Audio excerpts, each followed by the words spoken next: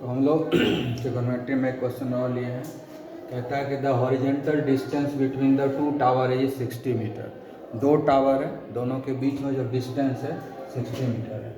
मान लेते हैं कि एक टावर ये है और दूसरा टावर जो है ये है। एक छोटा है और एक बड़ा है, ठीक है। ये भी टावर है,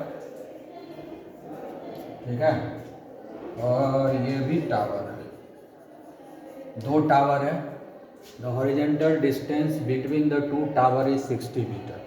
तो ये भी टावर है, ये भी टावर है। दोनों टावर के बीच का डिस्टेंस जो है 60 मीटर, यानी ये जो डिस्टेंस है ये है 60 मीटर। दोनों टावर के बीच का हॉरिजेंटल डिस्टेंस 60 मीटर, ठीक है। हॉरिजेंटल मतलब ऐसा सरफेस के ऐसे।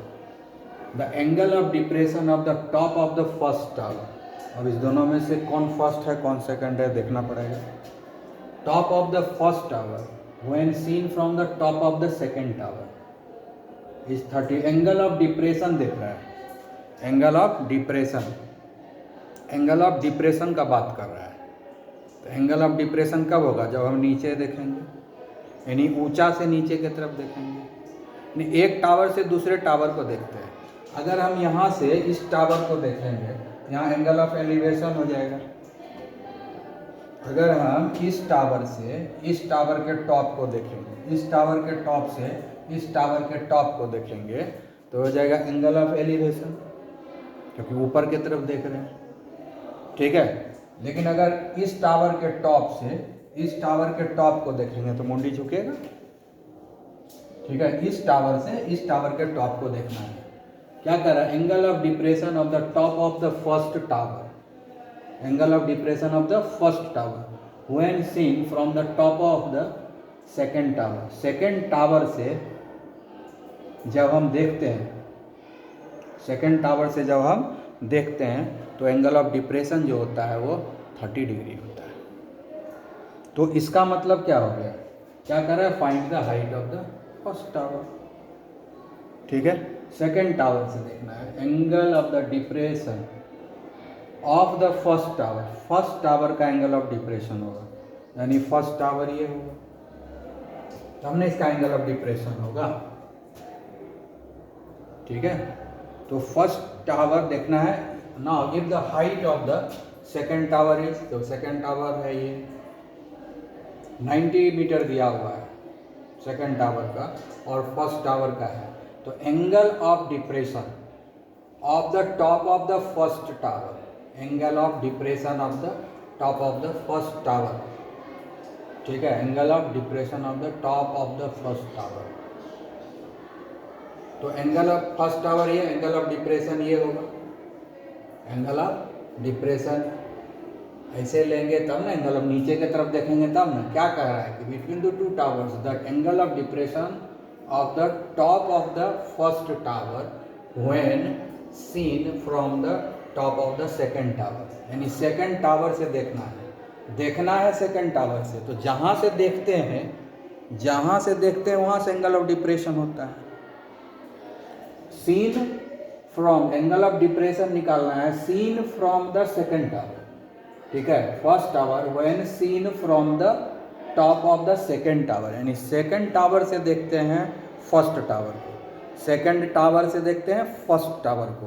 तो जहाँ से देखते हैं वहाँ से एंगल ऑफ डिप्रेशन देखना है, यानी आँख वहाँ पर होना चाहिए जहाँ से देखना है। तो एंगल ऑफ डिप्रेशन कब होगा? जब हम नीचे की तरफ देखेंगे, यानी इस टावर से हमको देखना होगा, यानी ये सेकेंड टावर है।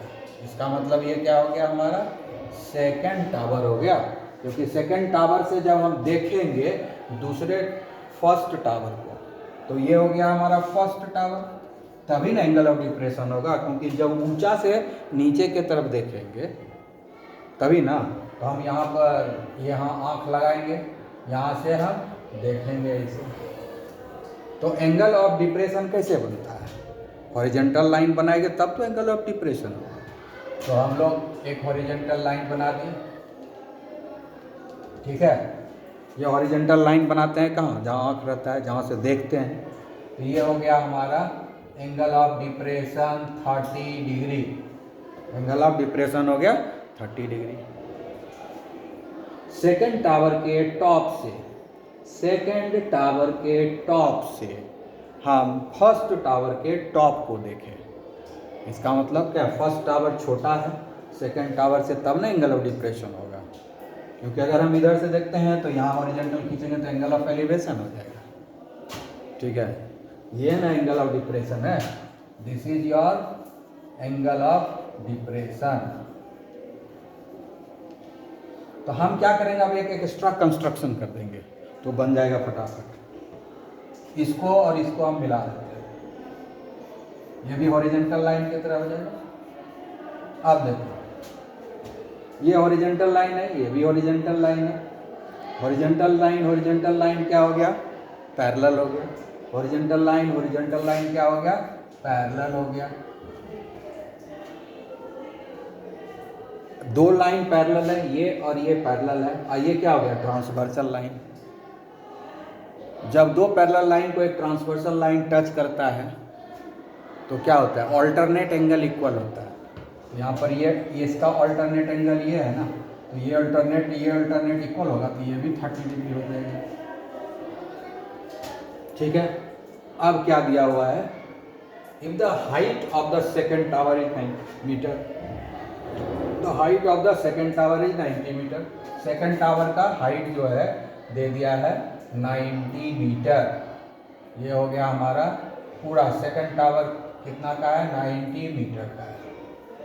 सेकेंड टावर का हाइट कितना हो गया, 90 मीटर।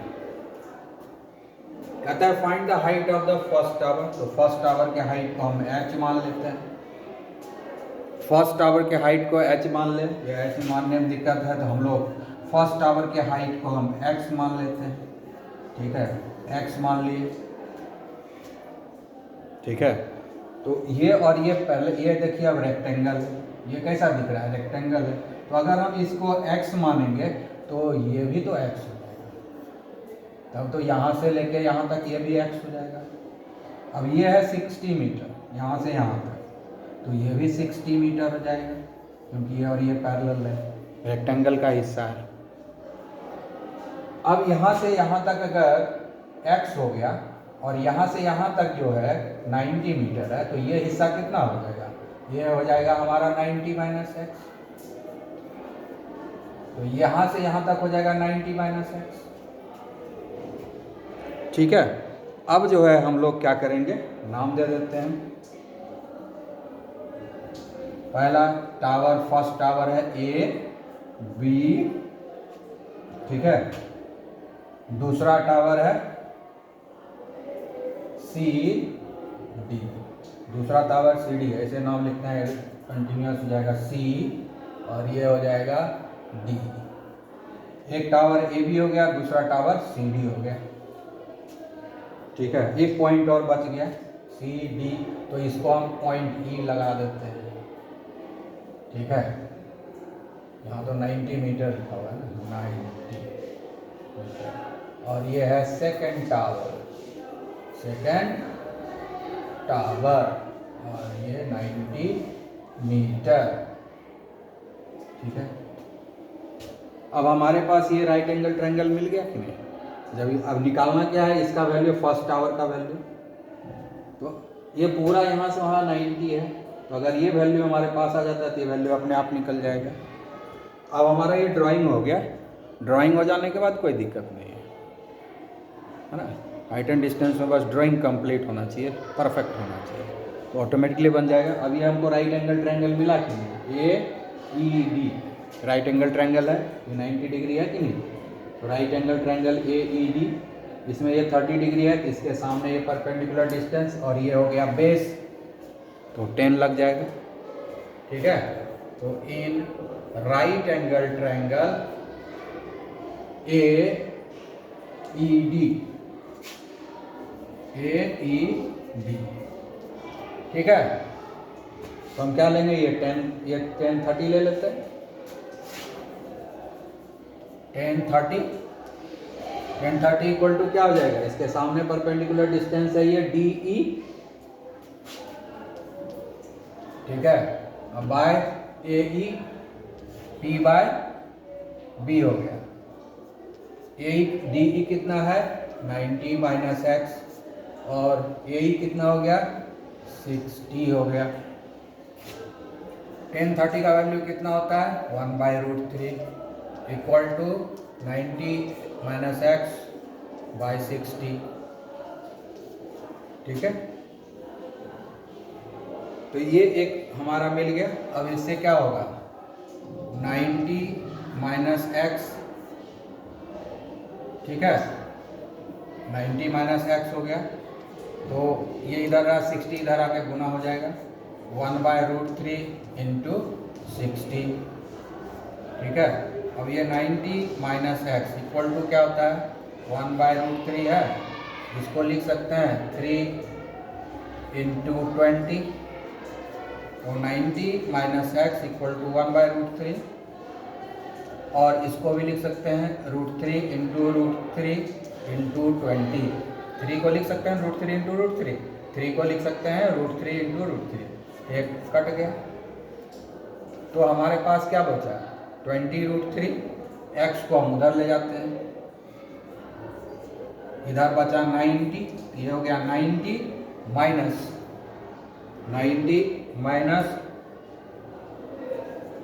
20, ये इधर आ जाएगा और एक्स उधर चला जाएगा 20√3। अब हमारे पास क्या है 90 माइनस 20 इंटू 1.732। ठीक है, तो आगे क्या हो जाएगा हमारा 90 माइनस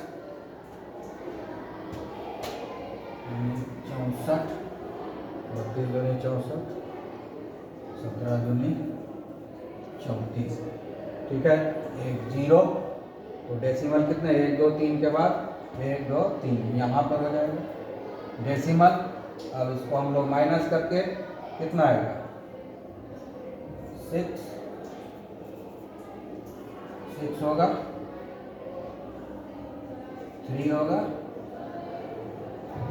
5 गया, 9 में 4 गया तो 5। ठीक है, और 8 में 3 गया तो 5, तो इतना हो गया। ठीक है, तो हमारा x का वैल्यू निकल गया, यही तो निकालना था ना, यही निकालना था 10 height of first tower equal to 55.36 metre, यही आपका आंसर हो गया। ठीक है, इसको अच्छे तरीके से समझ लेंगे, डायग्राम बन जाएगा तो बनाने में कोई दिक्कत नहीं होती है। ओके, तो हम लोग ये दूसरा क्वेश्चन रख लिए हैं, क्या कह रहा है angle of elevation of the top of the chimney from the foot of the tower is 60 and the angle of depression of the foot of the chimney from the top of the tower is 30 degree. ठीक है, तो इसको ज़रा हम लोग देखते हैं। तो मान लेते हैं कि ये एक चिमनी है, चिमनी मतलब समझ रहे हैं जिससे धुआं निकलता है ना, चिमनी है, ये है चिमनी, चिमनी, और दूसरे तरफ ले रहे हैं from the foot of the tower. ठीक है, तो इधर एक टावर लेते हैं, चलिए ये एक टावर है। ठीक है, इधर जो है ये चिमनी है, इधर एक टावर है। ठीक है, तो कहता है angle of elevation of the top of the chimney, मतलब ये जो चिमनी का टॉप है इसका एंगल ऑफ एलिवेशन, तो वो ऐसे करके देखेंगे तब तो एंगल ऑफ एलिवेशन होगा, यानी नीचे से देखेंगे इस टॉप को, टॉप ऑफ चिमनी के टॉप का एंगल ऑफ एलिवेशन पता करना है, तो नीचे से देखेंगे कहीं तब एंगल ऑफ एलिवेशन होगा।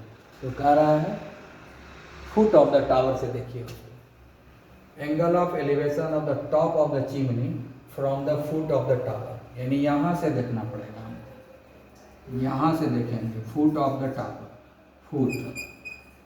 ठीक है, ये जो फुट है यहाँ से हम देखेंगे टॉप, चिमनी के टॉप को, चिमनी के टॉप को देखेंगे यहाँ से, तो ये हो गया हमारा एंगल ऑफ एलिवेशन, कहता है कि ये जो एंगल ऑफ एलिवेशन है ये 60 डिग्री है, ये 60 डिग्री है।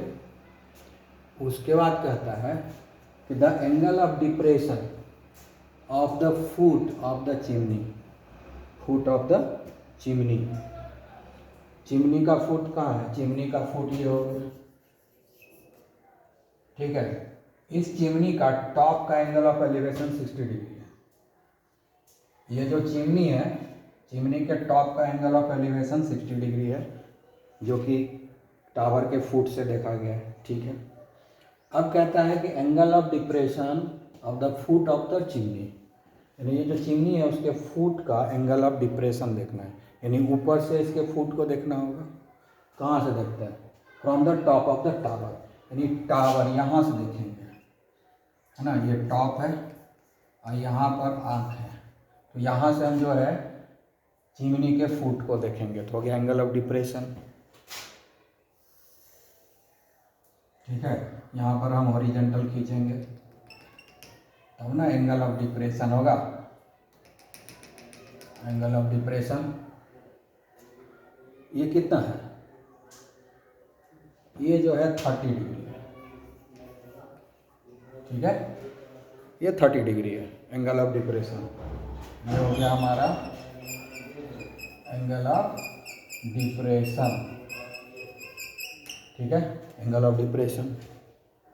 अब देखिए ये भी तो हॉरिजॉन्टल लाइन है, ये भी हॉरिजॉन्टल लाइन है, ये और ये पैरेलल हो गया, तो ये क्या हो गया, ट्रांसवर्सल लाइन हो गया। तो ये और ये अल्टरनेट एंगल हुआ कि नहीं, ये और ये अल्टरनेट एंगल हो गया, तो ये 30 डिग्री है, ये भी 30 डिग्री हो गया। डायग्राम हमारा बन गया, ठीक है। अब कहता है the height of the tower is 40 metre, tower का हाइट दे दिया है 40 मीटर, टावर का हाइट हमको मिल गया है, कितना मिला, 40 मीटर, ठीक है। चलिए मिल गया, अच्छी बात है। अब कहता है find the height of the chimney, और ये चिमनी का हाइट निकाला है, तो चिमनी का हाइट को हम मान लेते हैं x, चिमनी का हाइट को हम मान लेते हैं x, और तो कुछ दिया हुआ नहीं है, ठीक है, और कुछ भी हमारे पास नहीं दिया हुआ है। तो अब क्या है, अब ध्यान से देखिए कि ये जो डिस्टेंस है टावर और चिमनी के बीच का जो ये डिस्टेंस है, ये इस ट्रायंगल में भी आ रहा है और ये डिस्टेंस इस ट्रायंगल में भी आ रहा है, तो दोनों ही ट्रायंगल से ये लेंथ निकाल के इक्वल कर देंगे। ये जो एरिया है ये, चलिए हम लोग टावर को मान लेते हैं, टावर का नाम हो गया ए बी और चिमनी का नाम हो गया सी डी। तो ये जो ट्रायंगल ए बी सी है उसमें बी सी है, अब ट्रायंगल बी सी डी है उसमें भी बी सी है, दोनों राइट एंगल ट्रायंगल में ये बी सी कॉमन है, तो दोनों ही राइट एंगल ट्रायंगल से हम इस बी सी का वैल्यू निकाल लेते हैं, तो दोनों इक्वल हो जाएगा, ऑटोमेटिकली ये वैल्यू आ जाएगा। तो ये जो डिस्टेंस है दोनों ही, इस चिमनी और टावर का जो डिस्टेंस है उसको हम मान लेते हैं y, तो आराम से बन जाएगा, दो ट्रायंगल है, तो लिखते हैं in right angle triangle A B C, in right angle triangle A B C. अब देखिए इसमें ये 30 डिग्री है, ए बी सी, ये 30 डिग्री का एंगल है, 30 डिग्री के सामने है ये 40 और ये बगल में है, तो ये हो गया परपेंडिकुलर डिस्टेंस P और ये हो गया बेस, तो हम 10 होगा, तो 10 30 equal to A B by B C. A B का वैल्यू कितना है 40 और बी सी कितना हो गया y, ठीक है। तो इससे क्या निकल गया y इक्वल टू वाई, यहाँ 10 30 का वैल्यू कितना होता है 1/√3 इक्वल टू 40/y। तो इसको जब कैलकुलेट करेंगे y इधर आएगा तो इधर आ जाएगा 40/√3, तो y का वैल्यू निकल गया इधर से। चलिए फिर दूसरा ट्रायंगल लेंगे, ट्रायंगल राइट एंगल ट्रायंगल दूसरा लेंगे, दूसरा कौन सा है ये वाला, ठीक है, B C D, B C D है ना, बी सी डी। यहाँ एंगल है 60 डिग्री, इसके सामने है ये परपेंडिकुलर डिस्टेंस और ये हो गया base.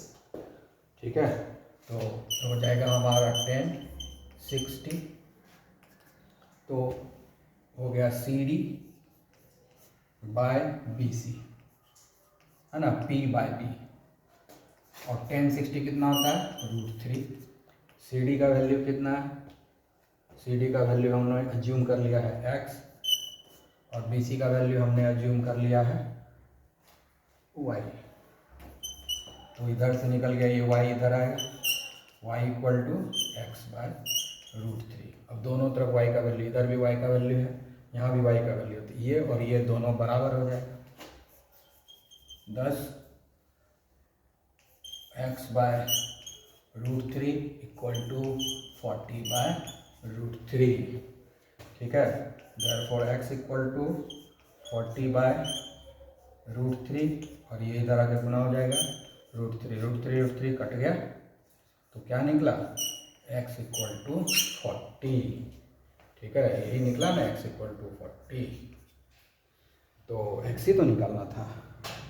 Height of the chimney 10, height of chimney equal to 40 metre. ठीक है, तो दोनों बराबर ही आ गया। ओके, बड़ा इमेजिनेशन है। इसमें एक गलती हो चुकी है कैलकुलेशन में, इसीलिए बराबर आ गया दोनों। ये भी 40 हो, 40 हो नहीं सकता है। यहाँ पर देखिए ये √3 नीचे में है, तो उधर जाके गुणन होगा, तो ये हो जाएगा 40 √3, ये 40 √3 होगा, √3 उधर जाके गुना होगा, y इधर आएगा। ठीक है, तो ये जो है 40 बाय √3 नहीं, 40 √3, तो 40 √3 है, तो ये भी तो जाके गुना ही होगा, √3 इंटू √3, तो √3 इंटू √3 कितना हो जाएगा, 3 हो जाएगा। ठीक है, तो कितना हो जाएगा ये 120। इसका मतलब आंसर हो गया हमारा 120। कहीं एक जगह कैलकुलेशन मिस्टेक होता है तो गड़बड़ा जाता है। ठीक है, इसलिए को ध्यान देने की ज़रूरत है। Okay, have a nice day.